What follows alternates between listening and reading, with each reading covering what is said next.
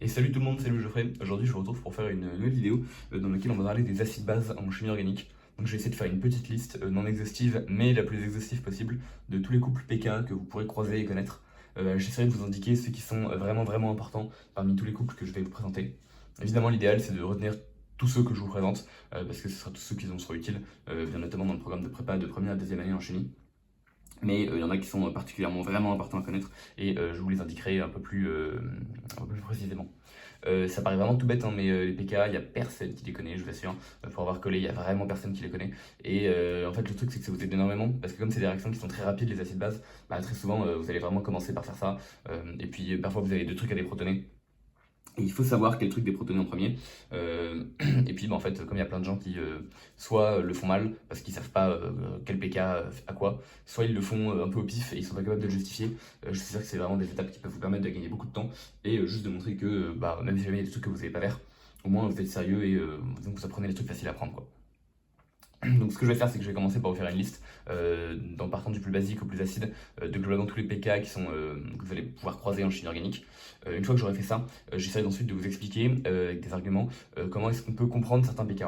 Dans le sens où j'essaierai de vous expliquer d'où est-ce que ça peut venir, donc l'idée de stabilité de la base conjuguée, notamment.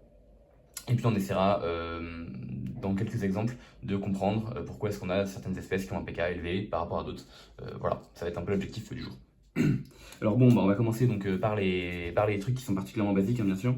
Globalement, vous croiserez rarement des trucs de pK supérieurs à 50. Vous croiserez rarement des trucs supérieurs à 50. En pK 50, en gros, vous allez trouver tout ce qui est organomagnésium.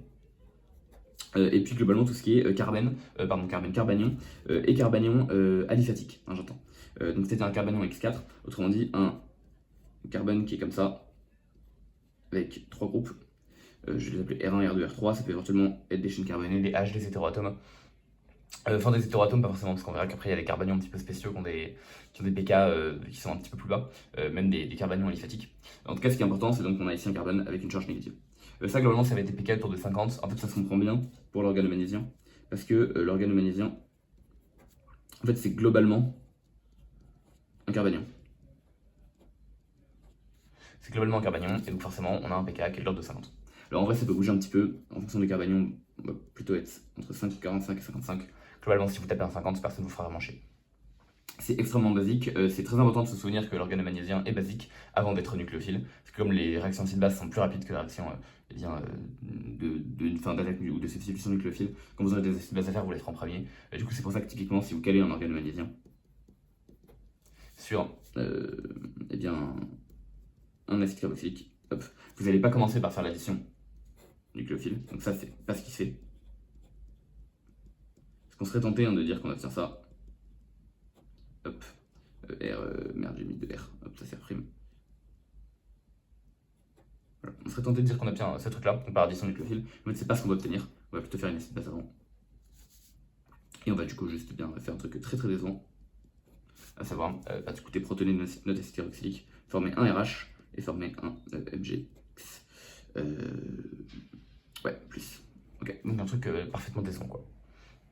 Ok, ça c'est un PK à retenir, je vais essayer de le noter en rouge. C'est un PK à retenir parce que l'organomagnésium vous allez le croiser vraiment très souvent. Donc c'est un PK qui est à retenir. Voilà, je l'enterre en rouge, c'est important. Ok. Ensuite, si on descend un peu plus, du coup, on va voir tout ce qui va être base forte. Ah oui, et d'ailleurs, du coup, j'ai oublié ici, dans les PK 50, globalement, comme vous avez les carbanions, vous avez également tout ce qui va être carbone lié à des métaux.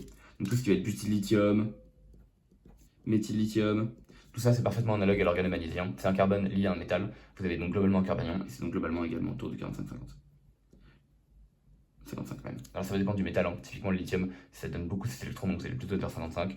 Si vous prenez un truc qui les donne moins, genre du 5, vous serez peut-être plutôt vers 45, mais bon, c'est l'idée. Ok. Ensuite, du coup, vous allez voir tout ce qui va être base forte. Les bases fortes classiques, ce qui va être base forte non nucléophile. Alors, bon, je les appelle bases fortes non nucléophiles. En fait, techniquement, parfois, c'est juste des bases fortes. Mais disons que c'est des trucs que vous utilisez, notamment parce que c'est très fort sans être nucléophile. C'est un nom ici. Ok. Alors, du coup, en premier, très important, vous allez voir la mesure de pKa, donc entre 33 et 36. Donc la mesure c'est la classique, c'est le N- lié à deux groupements R. Donc ça peut être des H, ça peut être des chaînes carbonées. Donc le pK de la mesure donc entre 33 et 36. Il y a un amédure particulier qui est à connaître et qui est assez intéressant, donc de pK 35, et c'est le LDA. pour diisopropyl amidure de lithium, ou lithium disopropyl amidure en anglais. Donc très important à connaître. Donc ça ressemble à ça. Hop. Et donc c'est très important à connaître, son pK est 35. C'est encore un qu'il faut apprendre. Tout simplement parce que c'est vraiment par excellence la base forte non nucléophile. Base forte parce que vous avez un pK de 35. Et non nucléophile parce que vous êtes encombré. Parmi les autres bases fortes non nucléophiles qui sont parfois utilisées, en fait vous en avez une autre, c'est H-, donc c'est l'hydrure.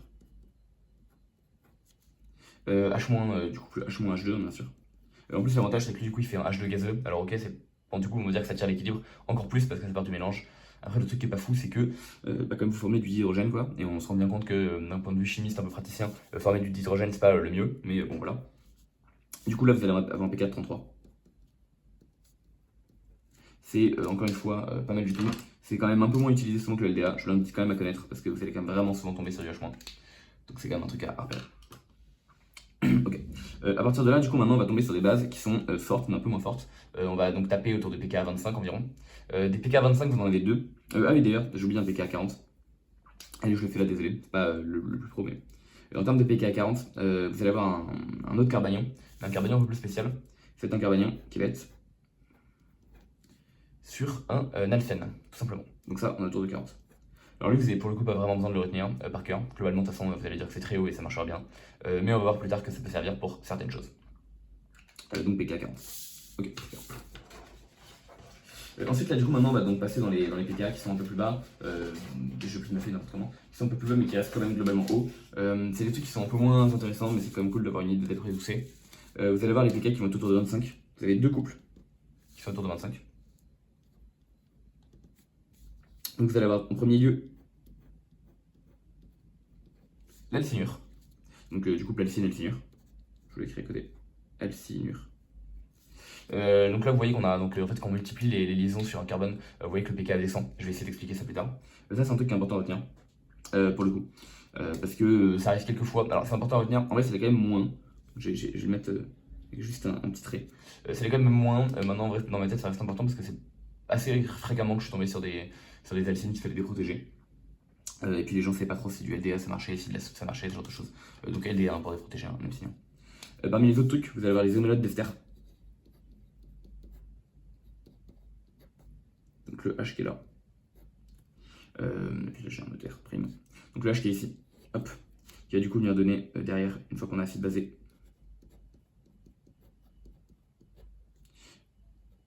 Ce truc là. Tac. Qui est évidemment plus souvent représenté sous cette forme là. Voilà. Donc là vous avez un énolate d'ester. Ça pareil, ça va être en tour de PK25.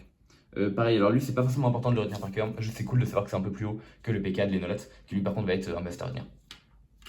D'ailleurs du coup en parlant de PK de l'énolate, hop, donc vous allez avoir un truc entre 18 et 20. Alors en fait ça va être 18 pour l'énolate d'aldéhyde, donc un truc qui va ressembler à ça. Hop, désolé on voyait pas. Et ça va être 20 pour un énolate de cétone.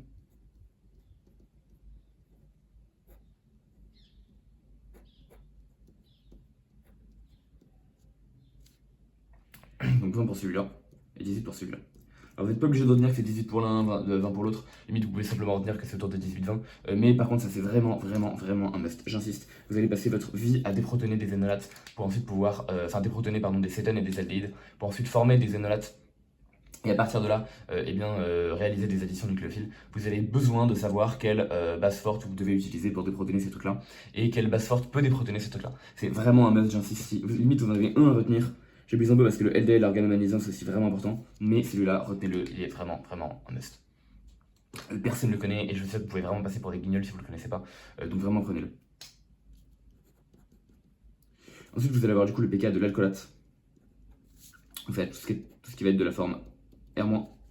Ça, du coup, c'est également important à connaître. Alors, moins, j'ai l'impression de dire que des trucs importants à connaître, évidemment. On va dire que lui, c'est partie de ceux où, bon, c'est cool de le savoir, mais c'est surtout cool d'avoir une idée doucée. Ça va être autour de 16-18. Hop. Allez, limite, lui, je le mets pas en doré. Mais bon, évidemment, tous ceux qui sont là, si vous les retenez, c'est vraiment génial. C'est pas un must, techniquement. Mais s'il est sur cette liste, c'est quand même important à connaître. Ok, maintenant, on va passer au PK que les gens connaissent un peu mieux. Et encore, on va passer au PK 14, et à 14, c'est très simple, vous retrouvez votre fameuse soude OH-. Alors soude ou potasse, hein, ça dépend du contre-ion. Nous on n'est pas là pour faire dans la dentelle, donc On va juste dire qu'on a un nom hydroxyde.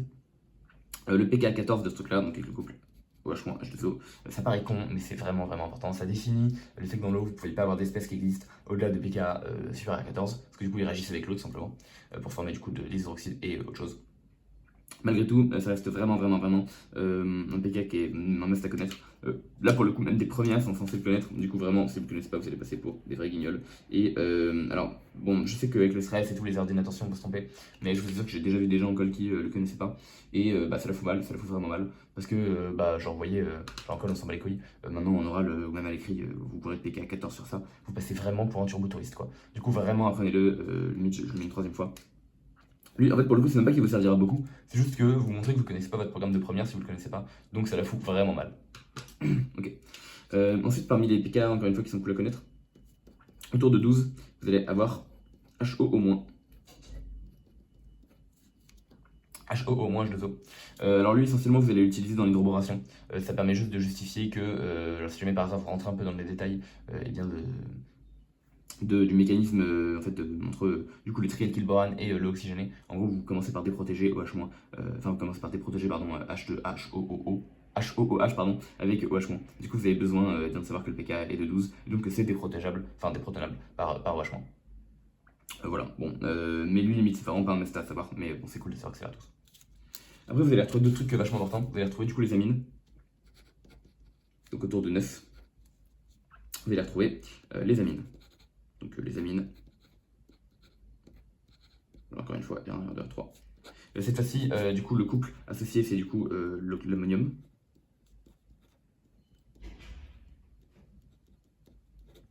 Ça va être autour de 9, c'est encore un peu un must à connaître celui-là. Essentiellement parce qu'en fait, votre amine perd complètement sa nucléophilie, donc dans des pK qui sont, dans des pH qui sont en dessous de 9. Parce que là, du coup, vous avez juste plus de doublé dans l'ion pour pouvoir être nucléophile. Du coup, c'est vraiment important de savoir que les amines, c'est plus nucléophile en dessous de 9. Donc c'est pour ça que ce pK est un must à connaître. Ok. Parmi les bases faibles, j'appelle CO3 de moins. De pK environ égal à 10. CO3 de moins, H2O3 moins. Donc bien du carbonate de potassium. Ici, carbonate tout court. C'est un truc important à connaître. En tout cas, que vous allez pouvoir croiser. Et son petit frère, du coup, H2O3 moins. H2CO3. Je fais n'importe quoi. Moi, je vais écrire H2CO3. Lui, le tour de 6, pareil, c'est vite fait cool de savoir ce qu'il se trouve. Parmi les autres gars un peu importants, vous allez avoir la pyridine. Donc des pK globalement égal à 5. Alors que je me cours pas dans l'élaboration de mon cycle. Ok, super. Donc, globalement égal à 5. Pareil, c'est cool de savoir vite fait que c'est un peu plus bas que les amines. Maintenant, c'est quand même cool de savoir que ça reste une base faible. Ok. Et ensuite, après, on va avoir les acides carboxyliques. Acides carboxyliques, ok. Donc là, vous avez des pK qui sont de l'ordre de 4. Alors lui, c'est cool de savoir après où il est, donc je vais vite fait le surligner, mais bon, voilà. Hop là, c'est surligné vite fait. Et après, éventuellement, si jamais vraiment vous voulez flex sur certains trucs, vous avez du coup genre HF qui va être autour de 2, pK2. Et enfin, les derniers, eh bien vous allez avoir après tout ce qui va être les acides forts, donc tout ce qui va être HCl, H2, SO4. Tout ça, c'est inférieur à 0 en termes de pK. PK inférieur à 0. Ça, c'est cool de savoir que c'est inférieur à 0. Savoir combien c'est, on s'en fout. Juste, il faut savoir que c'est inférieur à 0. Pareil, dans tout ce qui est la clique de acides forts, vous allez aussi avoir BTS. Donc l'acide paratoluène sulfonique que vous allez utiliser régulièrement. Donc voilà, acide fort. Alors lui, pour être tout à fait net, je crois que le pK est au-dessus de 0, genre égal à 0,9. Maintenant, bon, globalement, c'est acide fort. C'est ce qu'il veut retenir. Ok, bah voilà, bah là on voit qu'on a une belle liste de pK. Une belle liste de pK où du coup on part des bases extrêmement fortes, donc des trucs autour de 50, avec du RMGX, des carbanions, qu'on descend derrière vers des amines dures, des H-. On passe en sens derrière par des pK autour de 25, avec donc des alcinures, avec des inolates d'ester. Et ensuite on passe un petit peu plus bas avec tout ce qui est inolate cétone vers 18-20 qui est vraiment à connaître, la soude vers 14 qui est vraiment à connaître aussi, les amines vers 9 qui est vraiment à connaître également. Et enfin derrière on va avoir tout ce qui va être donc, les acides faibles, donc CO3 de moins, HE3 moins, la pyridine, les acides carboxyliques. Et enfin tout ce qui va être assez fort, donc HCl, HCSO4, APTS. Ok, donc vraiment voilà, essayez de tous les apprendre si jamais vous pouvez, c'est vraiment cool. Sinon apprenez seulement les acides qui sont que j'ai entouré en rouge, enfin les pK des couples que j'ai entouré en rouge. Par contre vous allez vraiment vous faire arracher si vous les connaissez pas. Ok, c'est cool, c'est cool, c'est cool. Bon, maintenant qu'on a fait ça, on va essayer de faire un peu plus que simplement apprendre par cœur. On va essayer de comprendre un peu pourquoi est-ce que ces différentes espèces ont le pK qu'elles ont. Alors évidemment, bon, c'est des constantes, donc je peux pas vous dire pourquoi est-ce que la constante est comme ça. Par contre, ce que je peux vous dire, c'est essayer de vous analyser des pK les uns par rapport aux autres, pour essayer de comprendre pourquoi est-ce que, par exemple, c'est con, mais pourquoi est-ce que l'amidure a un pK beaucoup plus élevé que l'alcoolate? Pourquoi est-ce que l'énolate d'ester a un pK plus élevé que l'énolate de cétone? Éventuellement de manière très compliquée, vous allez voir que ça c'est, mais c'est le truc le plus compliqué de la vidéo. Pourquoi est-ce que les alcénures ont un pK qui est plus faible que les carbanes d'alcène, qui ont eux-mêmes un pK plus faible que les carbanions alyphatiques? Alors en fait à chaque fois, le truc sur lequel vous allez devoir raisonner, c'est toujours la stabilité de la base conjuguée. Alors pourquoi? Parce que par définition, le pKa donc c'est moins log de K. Et Ka, c'est la constante thermodynamique associée à l'équilibre. Acide plus eau donne base plus H3+. Donc globalement, ça va être égal à ça. La concentration en base, la concentration en H3+, sur votre concentration en acide. Ok. Évidemment, c'est une constante thermo, donc ça, c'est le Ka, c'est les concentrations à l'équilibre. Et du coup, vous voyez que plus vous avez une concentration de base qui est élevée, et donc réciproquement, plus vous avez une concentration d'acide qui est faible, plus donc vous allez avoir un K qui va être grand, et donc plus vous allez avoir log de K qui va être grand, donc plus jamais vous allez avoir le pK qui va être petit, et donc plus ça veut dire que votre acide se dissocie avec l'eau. C'est ça qui est important. Si votre acide se dissocie beaucoup avec l'eau, votre concentration d'acide va se retrouver très petite, votre concentration en base va se retrouver très grande, et donc vous allez avoir un pK qui va être très faible. Autrement dit, H grand, ça implique la concentration en base faible, et donc ça indique que vous allez avoir un pK qui va être petit. Ça c'est plutôt logique parce que c'est vrai que du coup vous avez un acide fort, un acide qui réagit beaucoup. Réciproquement du coup pour la base, pK grand, ça veut dire que vous avez un moins log de K qui est très petit, donc log de K, non l'inverse pardon, si pK est grand, ça veut dire que tout ça c'est grand, donc que log de K c'est petit, donc que K c'est petit, et donc que vous avez très peu de base pour beaucoup d'acide. Autrement dit, votre base réagit beaucoup. Ok. Maintenant, du coup, puisqu'ici on a des histoires de constantes thermo, puisque K évidemment c'est une constante thermo, on est d'accord qu'on va pas s'intéresser à quel point est-ce que nos trucs réagissent vite, mais purement à quel point nos trucs sont stables. Et ça c'est vachement bien, parce que savoir à quel point quelque chose réagit vite, globalement c'est galère, alors que savoir à quel point un truc c'est stable, globalement c'est facile, il suffit juste de regarder globalement l'énergie qu'il a, et on est bon. Donc on est sur une notion thermo. Et donc thermo, ça implique qu'on va regarder la stabilité de nos espèces. Stabilité. Ok. Alors maintenant, comment comprendre une espèce qui est stable?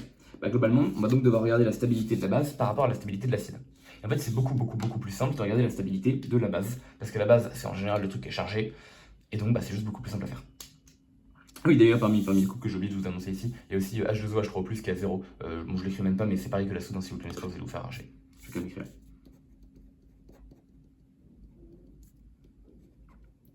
Mais ouais, j'y pense. Mais lui, pareil, si vous ne connaissez pas, vous allez vraiment vous faire arracher, donc connaissez-le. Vraiment, programme de première, c'est important. Ok, désolé, je reviens à mon temps. Donc on va regarder la stabilité de la base conjuguée.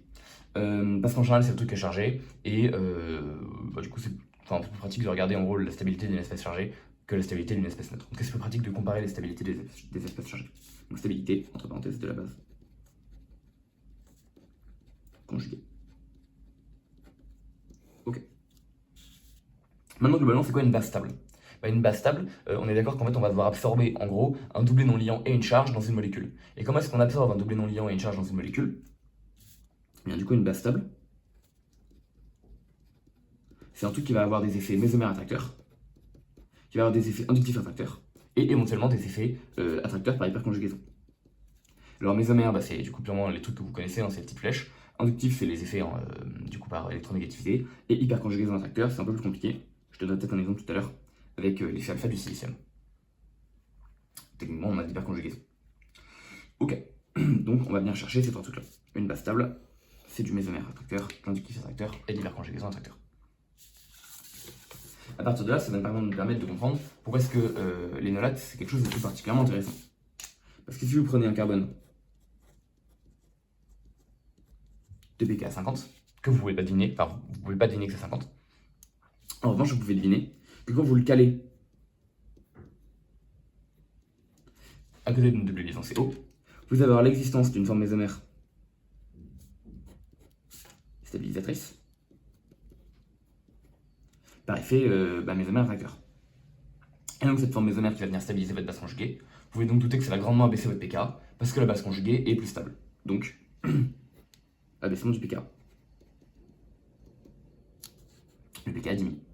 On peut même ici voir qu'on va avoir un truc qui va être particulièrement instable parce que vous allez avoir une charge négative qui va être sur un oxygène. C'est mieux que de le mettre sur un carbone parce que l'oxygène est plus électronégatif. On va dire que ça le gêne moins d'avoir des charges sur lui. Ok. On comprend donc également pourquoi est-ce que l'énolate d'ester va être un peu plus élevé que l'énolate tout court. Pourquoi? Parce que si je prends un énolate d'ester, je vais avoir envie de le stabiliser de la même manière que je stabilise mon énolate classique. Autrement dit, je vais avoir envie d'écrire ça.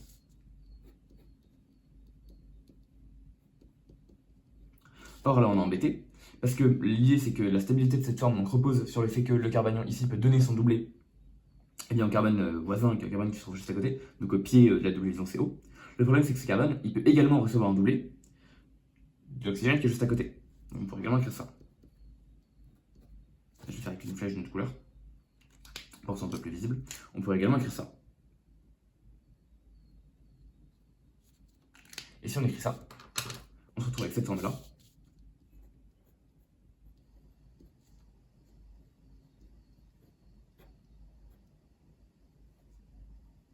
Et ok, c'est pas la forme la plus stable de toutes, mais le fait est que cette forme existe quand même un petit peu, et du coup ça va quand même diminuer légèrement l'effet mésomère attracteur et l'ion d'oxygène. Le fait que du coup on a un effet mésomère attracteur qui se fait diminuer, ça veut dire que notre charge est un petit peu moins absorbée, et du coup le pK passe de 50 à 25, au lieu de passer de 50 à 20. Voilà, c'est un peu moins stabilisé. Donc ça c'est le premier point qui nous permet de comprendre globalement l'effet relatif des pK, enfin plutôt qui nous permet de comprendre relativement certains pK par rapport à d'autres, c'est la stabilité de la base conjuguée. Et du coup le premier truc à regarder c'est, et c'est notamment pour ça que c'est important de connaître quelques pK, parce que si vous connaissez quelques pK, vous allez être capable de comparer les pK des espèces que vous connaissez aux pK des espèces qui sont devant vous, en comparant. Typiquement si vous connaissez le pK de l'acétone et que vous connaissez le pK du carbanion aliphatique, donc 50 et 20, bah si je vous présente le pK d'un ester, vous êtes globalement capable de me dire que c'est entre 50 et 20, et avec un peu de jeu, vous pourrez peut-être me taper un 25-30, en me disant que globalement c'est quand même bien stabilisé grâce à l'effet mésomère attracteur et bien de la COO qui est en alpha. Cependant, ça va quand même l'être un peu moins, parce qu'on a aussi un effet mésomère donneur de l'oxygène qui est juste à côté sur ces mêmes carbones. Donc si vous êtes capable de me dire tout ça, vous êtes capable de globalement analyser que c'est autour de 25-30, et en général ça suffira dans les exercices. Et honnêtement, si vous dites ça à un examinateur et que vous le calez à 25-30, il sera très content. Et vous voyez que cette petite gymnastique-là, ça fait très bien. C'est pas le seul moyen d'analyser la stabilité de la base conjuguée. On peut également venir comparer certaines choses. Par exemple, l'amidure, à l'alcoolate, à F-. Là, on a un pK qui est de l'ordre de 2. Là, on a un pK qui est de l'ordre de 16. Là, on a un pK qui est de l'ordre de 33. 33, 36, 16, 18, hein, on se comprend, en fonction des R. Du coup, pourquoi est-ce que, ici on voit qu'en augmentant notre numéro électronique, donc en passant de n égale 7, enfin z égale 7, z égale 8 et z égale 9, pourquoi est-ce qu'on a un pK qui diminue? Simplement parce qu'on a une espèce qui va mieux gérer une charge négative, parce qu'elle est plus électronégative, et donc plus habituée à gérer cette charge négative-là. Intuitivement, c'est comme ça qu'on peut le comprendre. Voilà. Donc ça vous permet également du coup de venir raisonner avec par exemple... Non, là j'exagère un petit peu parce qu'après je vais aller taper sur des S et c'est pas tout à fait pareil. Mais en tout cas voilà, c'est du coup ici purement des stabilités au niveau des atomes. On va dire du coup qu'en termes de pK on a également le C- qui lui est encore plus haut. Parce que le carbone absorbe beaucoup moins la charge négative que l'azote, qu'il absorbe beaucoup moins que l'oxygène, qu'il absorbe beaucoup moins que le F.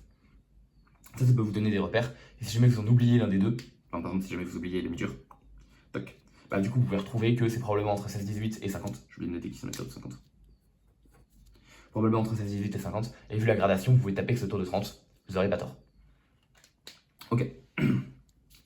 On peut également se rendre compte qu'il y a certains acides qui sont très forts, parce qu'ils ont une base conjuguée qui est particulièrement stable. Là, je vais venir parler de la BTS. La BTS, c'est base conjuguée, c'est ça.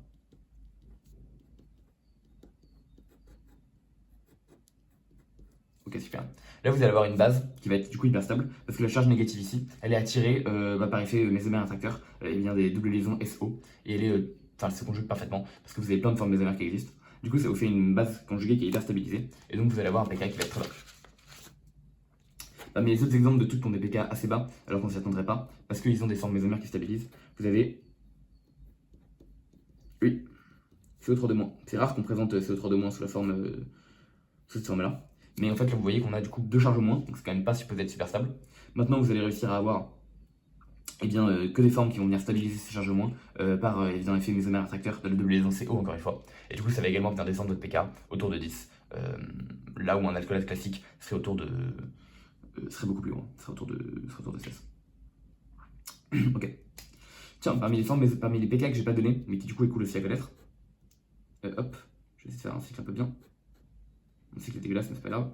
Vous allez voir le phénol. Hop, là, je vais vous mettre un peu bien. Check. Le phénol avec, du coup, c'est un phénolate avec son pote le phénol, hein, bien sûr. Je crois que j'ai fait un truc en trop. Hop, c'est le phénolate. Ça part, on peut se demander à combien c'est en termes de pK. Du coup, je sais pour le coup, c'est encore un pK que c'est cool de connaître, connaître vite fait. Donc, lui aussi, je vais le rajouter dans la liste après. Maintenant, lui, si on essaie de trouver le pK de ce truc-là, on peut se dire que globalement, on fait un alcoolate. Donc, on va avoir un truc qui va être autour de 16. Mais on a en effet mésomère attracteur, et bien des différents doublés qui sont derrière dans le cycle. Du coup, on va avoir un truc qui va diminuer. Donc, on peut se douter que ça va être autour de 16, mais un petit peu diminué. Et un truc autour de 16, mais un petit peu diminué, on peut taper avec un petit peu de conviction autour de 10. Et en effet, on va avoir un pK qui va être autour de 10. Et encore une fois, on dirait 8, on dirait 12, ça serait pas complètement déconnant. Bon, dans les faits, ça va être autour de 16. Autour de 10, pardon. Donc c'est encore un truc que je vais ajouter à la liste. Merde, c'est cool de le connaître. En tout cas, c'est cool de savoir que vous allez avoir votre phénol qui va en pK abaissé par rapport à votre alcool. Ok, donc autour de 10, je vais le vite fait l'entourer rouge. Allez, je vais le souligner en rouge, parce qu'il est quand même à savoir, ça peut être cool. Même si c'est pas non plus le must. Enfin, ça va pas être celui qui va être le plus utile. Ok, donc bon, là vous voyez qu'on commence à faire un bon petit tour de plein de pK différents. Allez, j'en fais juste un petit dernier qu'on va essayer d'analyser, et après je passe au truc un peu compliqué. Je passe aux alcènes, aux alcynes et aux alcanes. Et puis à l'effet bêta du silicium, à l'effet alpha pardon du silicium. Un dernier truc qui va être sympa, du coup ça va être d'essayer de capter. Qu'est-ce qui se passe quand vous êtes cette fois-ci avec un carbanion qui se situe en alpha de 2 cétones. Comme ceci. Vous voyez du coup de base vous avez un carbanion aliphatique, donc pK à 50. Or quand vous êtes en alpha d'une cétone, ça vous stabilise beaucoup parce que vous passez à 20. Du coup si vous êtes en alpha de 2 cétones, vous allez être encore plus stabilisé. Encore une fois, quelqu'un pourrait taper entre 10 et 12. Et ce serait plutôt correct. On va être autour de 10-12. C'est cool de savoir que c'est baissé, suffisamment pour que la soupe puisse déprotoner. Après 10-12, encore une fois, si vous ne le connaissez pas, il y aura rien de dramatique et ça vous servira en vrai assez peu, mais c'est toujours un petit flex de l'avoir. Ok. Vous voyez que du coup, globalement, tout ce qu'on fait à chaque fois, c'est raisonner sur la stabilité de la base conjuguée, et à partir de quelques pK qu'on connaît, on peut, avec un peu de jot et un peu d'entraînement, venir taper pas trop loin. Sachant que le pK, le connaître à la dixième de décimale près, c'est vraiment pas le truc important. Si déjà vous le connaissez autour de 5 unités, c'est déjà très bien. Genre savoir que les amis durs, c'est à peu près 30-35, c'est largement suffisant. Et si vous, le LDA, vous tapez 30 ou vous tapez 35, la plupart du temps, ça va pas changer grand chose à vos raisonnements. Par contre, si vous l'aimez, vous tapez 15, là ça va changer vraiment beaucoup. Ok. Le dernier truc que je vais essayer de présenter ici, ça va être les pK. Essayer de comprendre du coup, avec des effets d'hyperconjugaison, donc ici du coup des effets d'orbital, pourquoi est-ce qu'on va avoir des pK qui vont être abaissés lorsqu'on va parler sur des alcynures, des alcènes, des alcénures du coup, et des carbanions aliphatique. Et de la manière, après, je vais essayer de présenter du coup l'effet alpha du silicium. Alors, ici, du coup, on va essayer du coup d'utiliser des hyperconjugaisons attracteurs. C'est un truc qu'on voit assez peu, parce que du coup, les effets hyperconjugaison, on les voit surtout de manière d'honneur pour venir stabiliser des carbocations dans la règle de Markovnikov. Donc, en gros, essentiellement, ce qu'on dit, c'est que ce carbocation-là est plus stabilisé que celui-là, qui est lui-même plus stabilisé que celui-là, qui est lui-même plus stabilisé que CH3+. Parce que les groupes méthyl, donc les groupes CH3, agissent comme des groupes d'honneur par hyperconjugaison. Alors qu'est-ce que ça veut dire en fait exactement C'est des effets qui sont purement quantiques et purement orbitalaires. Donc je vais essayer de représenter des orbitales, notamment en vous expliquant ici quelles orbitales interagissent avec quoi. Et à partir de là, on va essayer de capter comment est-ce qu'on peut du coup expliquer l'abaissement du pK des alcynures et l'effet alpha du silicium. Alors en fait, si on représente un peu notre molécule, donc celle-ci, et bien avec sa géométrie qu'elle a, on a une géométrie qui est X3, qui est triangulaire plane. On voit qu'on a une orbitale qui est vide au niveau du carbone du centre. Cette orbitale qui est vide, ça va être une orbitale qui va être une orbitale P. On va avoir un truc qui ressemble à ça. Hop. Une de P. Et cette de P va être vide. Le truc, c'est qu'en parallèle, nous, ce qu'on aimerait, c'est qu'on aimerait bien stabiliser notre espèce. Du coup, pour stabiliser notre espèce, il faudrait que cette orbitale, actuellement vide, mais qui, au mieux, serait pleine, du coup, puisse recouvrir avec une orbitale qui, elle, est pleine. L'orbitale qui, elle, est pleine, ça va être une orbitale qui va en fait se situer au niveau du carbone qui est voisin. Pourquoi? Parce que ce carbone, il est lié à tous des différents hydrogènes. Hop. Ça, c'est hors du plan, ça, c'est hors du plan, et ça, c'est dans le plan. et vous devinerez jamais quoi, mais la liaison carbone-hydrogène, vous pouvez globalement la représenter comme une liaison sigma. Donc comme une liaison comme ça. Hop. Ça va être la liaison liante. Et ce que vous regardez, c'est que vous êtes dans un plan similaire. Autrement dit, vous allez pouvoir avoir recouvrement entre l'A2P vide de votre carbocation et ici votre CH qui est du coup une liaison liante. Et donc, puisque c'est une liaison, c'est une orbitale liante, c'est donc une orbitale qui est pleine. Vous allez donc avoir 2 électrons dans cet endroit. Je vais les mettre à côté, 2 électrons. Globalement, vous allez donc avoir une orbitale pleine qui va recouvrir avec une orbitale vide. Évidemment, une orbitale pleine qui recouvre avec une orbitale vide. Et bien ça abaisse votre système en énergie. Et donc ça le stabilise. Alors du coup, pourquoi est-ce que ça marche particulièrement avec des CH? En fait, ça va venir particulièrement marcher avec des CH parce que l'électronégativité de C est plus grande que l'électronégativité de H. Donc vous pouvez voir ça comme une sorte d'effet inductif vite fait. Mais en gros, qu'est-ce que ça va traduire au niveau des orbitales? Ça va traduire que, globalement, là vous allez avoir votre orbitale de base du H. Là vous allez avoir globalement un peu plus bas en énergie l'orbitale de base de C. Et du coup, l'orbitale résultante de la liaison liante CH va donner une orbitale liante qui va être globalement plus proche en énergie de C, et donc qui va avoir un coefficient plus grand sur le carbone, et un petit coefficient sur l'hydrogène. Et là, vous allez avoir un plus gros coefficient sur l'hydrogène, et un plus petit coefficient sur le carbone. Hop. Et en parallèle, vous allez donc avoir ici un plus gros coefficient sur le carbone, et une énergie qui est plus proche de celle du carbone. Du coup, ici, l'énergie de votre 2P, elle est au niveau de l'énergie du carbone de base, donc l'énergie de la 2P elle est à ce niveau-là. L'énergie de 2P par là. Du coup, vous allez voir que vous allez globalement avoir un recouvrement déjà qui va être, en gros, vous allez avoir un écart énergie qui va être plus petit entre la liante parce qu'elle est portée sur le carbone et la 2P qui est vide. Et du coup, parce que c'est pour ça qu'en gros, vous allez avoir une hyperconjugation qui est efficace.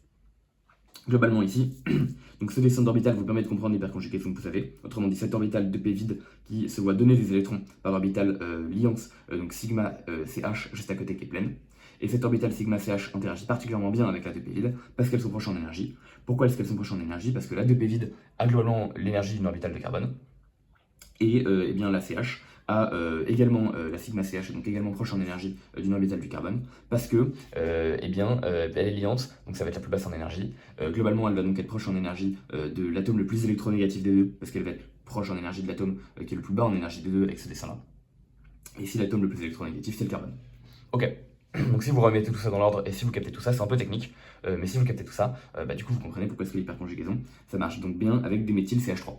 Globalement, vous captez donc en fait que ça marche quand vous avez n'importe quoi qui est lié à, quand vous avez n'importe quel carbone qui est lié à un élément qui est moins électronégatif que lui. Donc, par exemple, vous allez également avoir un effet stabilisant si vous avez ce truc-là. Autrement dit, ici, cette charge positive est également stabilisée. Ça, c'est l'effet bêta du silicium. Bêta et pas alpha parce que vous êtes à 1, 2, donc 2 atomes de silicium. Ok. Ces interactions vont nous permettre de capter pourquoi est-ce que du coup les carbanions sont plus stabilisés lorsqu'on les passe de aliphatique à alcénique à acétinique. Si vous prenez votre carbanion aliphatique, vous le représentez, il est donc tétraédrique, alors plus précisément il est pyramidal à base triangulaire, mais on va dire qu'il est souvent tétraédrique. Et du coup vous allez obtenir, alors que je vous le représente bien, globalement on va avoir un tétraèdre. C'est pas forcément plus simple à représenter, peut-être je vais commencer par représenter l'alcène. On capte un peu mieux. Si je représente l'alcène, ici vous allez avoir un truc qui va globalement être quasiment plan, parce qu'en fait vous allez avoir tchac, tchac, et ici, votre petit doublé non liant. Votre petit doublé non liant, ça va donc être une orbitale qui globalement est une 2P et qui va être pleine. Donc, je vais la représenter comme ça. Hop. Là vous allez globalement avoir ici une sigma, qui va également être pleine, parce que vous allez avoir une orbitale liante, super. Et là vous allez avoir une sigma qui va être dans ce sens-là, et une P qui va être hors du plan. Donc la P qui va être dans le plan de la feuille, c'était dans le plan comme ça.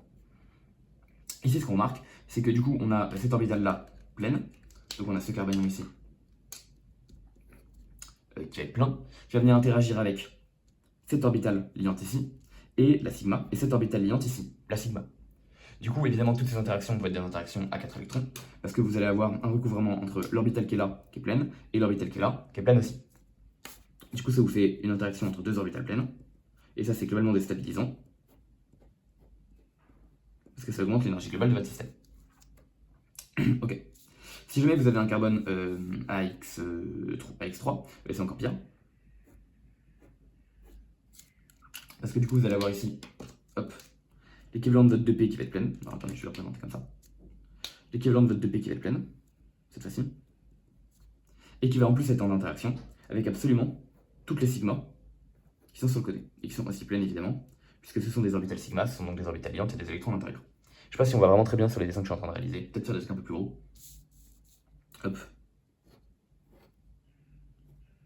Là vous avez votre orbitale 2P qui est pleine, donc ça c'est votre double non liant, et là sur le côté vous avez des orbitales sigma qui sont pleines également. Vous allez donc avoir des recouvrements avec le petit lobe là en bas qu'on ne voit pas très bien. Vous allez avoir des recouvrements entre du coup, votre orbitale 2P pleine avec toutes les orbitales sigma qui sont autour. Et du coup, encore une fois, vous allez avoir que des interactions à 4 électrons. Et donc, vous allez avoir un truc qui va globalement être très déstabilisé. C'est également quelque chose qui explique pourquoi est-ce que. Alors, c'est également l'une des raisons qui explique pourquoi est-ce que vous avez des carbanions qui sont très très hauts en énergie. Enfin, pourquoi est-ce que vous avez les pK des carbanions qui sont très très hauts. Ok. Ce qu'on voit déjà, c'est que quand on passe du carbanion X3 au carbanion X2, eh bien, on a un gain d'environ 10 pK, et c'est logique, parce que là, on a notre orbitale chargée négativement, donc on va dire l'orbitale qui est pleine alors qu'elle ne devrait pas l'être, l'orbitale 2P qui est pleine, qui interagissent avec 3 orbitales sigma, et donc il y a 3 interactions à 4 électrons, alors que là, elle n'a plus que 2 interactions à 4 électrons, puisqu'elle a cette fois-ci que 2 orbitales sigma. Donc on a un truc qui est un petit peu stabilisé. Stabilisé comment? Stabilisé de l'ordre de 10 pK. Et qu'est-ce qui se passe quand on passe à l'acétylénique? Et bien cette fois-ci, on va se retrouver avec, hop, je vais essayer de le faire un peu dans le plan comme ça. Vous allez vous retrouver avec votre orbitale 2P qui va être, donc cette fois-ci, merde, on va toujours pas, hop. Votre orbitale 2P qui va être ici, vers l'avant. Ici, les orbitales de double liaison, qui vont être les orbitales pi, qui vont être parfaitement orthogonales, donc qui ne vont pas du tout réagir. Et ensuite, vous allez avoir la dernière orbitale 2P, enfin la dernière orbitale sigma de la triple liaison. Toutes les orbitales bien sûr sont pleines. Mais cette fois-ci, on voit que du coup, l'orbitale du double non liant n'interagit qu'avec une seule orbitale sigma, qui est du coup l'orbitale sigma de la triple. Donc ici, des interactions à 4 électrons, vous en avez une seule. Une interaction à 4 mots. Du coup, globalement, on voit qu'ici, en fait, on passe avec des histoires d'hyperconjugaison et d'orbitales à 3 interactions à 4 électrons, entre du coup les 3 orbitales sigma des liaisons C, C et l'orbitale 2P pleine liée au fait qu'on a un carbanion. Ici, on a seulement 2 interactions à 4 électrons, entre du coup les 2 orbitales sigma, celle de la liaison CC simple et celle de la liaison CC double. Et du coup l'interaction à 4 électrons avec ces 2 orbitales sigma et le double non liant, donc la 2P qui est pleine. Puisque du coup ici on a une orbitale pi qui ne recouvre pas pour raison géométrique avec l'orbitale du double non liant. Et cette fois-ci on a 2 orbitales pi donc, qui ne recouvrent pas avec l'orbitale du double non liant. Et donc une seule orbitale sigma qui va venir recouvrir avec celle-là. Donc une seule interaction à 4 électrons. On a donc bel et bien à chaque fois des stabilisations. Et donc ça permet d'expliquer la baissance du pK. Vous voyez que c'est assez technique, mais si jamais on va jusque là, ça nous permet encore une fois de capter pourquoi est-ce que les pK diminuent. Et du coup, réciproquement, si jamais vous captez, si jamais par exemple vous avez le pK de 25 pour l'alcénure et le pK de 50 pour le carbanion aliphatique, vous pouvez guess que c'est plus ou moins entre les deux pour le carbanion de l'alcène, et donc guess que c'est autour de 40, peut-être autour de 35, disons que ça passera dans tous les cas, si jamais vous faites ce genre de raisonnement. Le dernier truc que je vais vous montrer qui est un peu technique, du coup c'est la stabilisation de carbanion en alpha de silicium. Donc pour expliquer cette fois-ci la baisse de pK de certaines espèces par hyperconjugaison. Parce que du coup là, ce qu'on a vu, c'est qu'on a vu qu'on avait ici une baisse de pK parce qu'on avait une diminution d'effet donneur par hyperconjugaison. Donc évidemment, si jamais des effets accepteurs viennent stabiliser la base conjuguée et baisser le pK, des effets donneurs viennent déstabiliser la base conjuguée et augmenter le pK. Bien sûr, c'est la réciproque. Ici, ce qu'on vient de voir, c'est qu'on pouvait avoir des effets par hyperconjugaison donneurs qui étaient de moins en moins présents et qui donc stabilisaient la base conjuguée et donc abaissaient le pK. Là, cette fois-ci, on va avoir un effet d'hyperconjugaison à facteur, puisque c'est en fait la première fois qu'on va réellement voir un effet d'hyperconjugaison à facteur. En tout cas, dans le cadre du programme, vous n'en voyez pas. Pour expliquer pourquoi est-ce que vous pouvez avoir des bases particulièrement stables en alpha de silicium. Autrement dit, on va expliquer pourquoi ce truc-là est stable. Alors, vous vous doutez, alors plus précisément, pourquoi ce truc-là est stable. Alors, vous vous doutez, ça va encore être des histoires d'orbitales. Du coup, je vais représenter cette fois-ci la liaison SIC dans le plan. Si je dessine les orbitales, ici on a donc un carbone qui est plus ou moins tétraédrique. Alors encore une fois, c'est pyramide à base triangulaire, plus ou moins tétraédrique. J'ai donc représenté une première liaison avec par exemple la CH3, une deuxième liaison avec par exemple la CH3, et ici le double non liant avec son orbital P.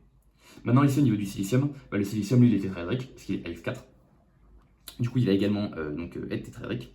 Et on va venir chercher, en fait, cette fois-ci, puisqu'on va venir stabiliser la base conjuguée, on va venir chercher à faire interagir l'orbital ici bien du carbone, l'orbital non liant du carbone, avec une orbitale qui est du coup une sigma étoile, bien sûr. Alors du coup maintenant pour avoir une sigma étoile qui est globalement par là, est-ce que je peux caler un carbone ici? Tout à fait. Un CH3 par là. Je vais caler un CH3 là-haut. Et je vais caler un CH3 là-haut.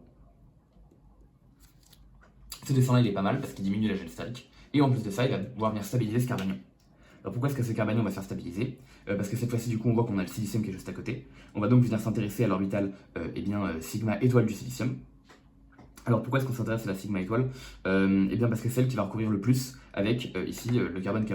Pourquoi? Parce que du coup l'orbital, donc le silicium c'est plutôt moins électronégatif que le carbone, hein. Donc ça c'est plutôt plus petit que l'électronégativité du carbone. Ok. Du coup globalement de base là on avait l'orbital du silicium, là on avait l'orbital du carbone. À la fin on a l'orbital liance qui a des électrons, l'orbital anti-liante qui n'a pas d'électrons, puisqu'on a une liaison sigma. Du coup, l'orbital liante est plutôt plus proche en énergie du carbone, et du coup, on a plutôt un gros coefficient sur le carbone et un petit coefficient sur le silicium. Tandis que sur l'anti-liante, on a plutôt un gros coefficient sur le silicium et un petit coefficient sur le carbone.